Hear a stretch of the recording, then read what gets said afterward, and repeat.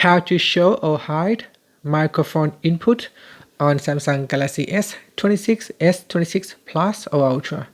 First, tap on the home button to return back to the home screen. Then swipe down at the top and tap on the settings icon. Now from settings, we then scroll down and tap on General Management. From here, scroll down and tap on Keyboard. Next, go down to the bottom and tap on Show Input Method button on navigation bar. Tap on the toggle button to hide it or to show it. Here, if I switch it off, you can see if I bring up my keyboard, it will not show the microphone input.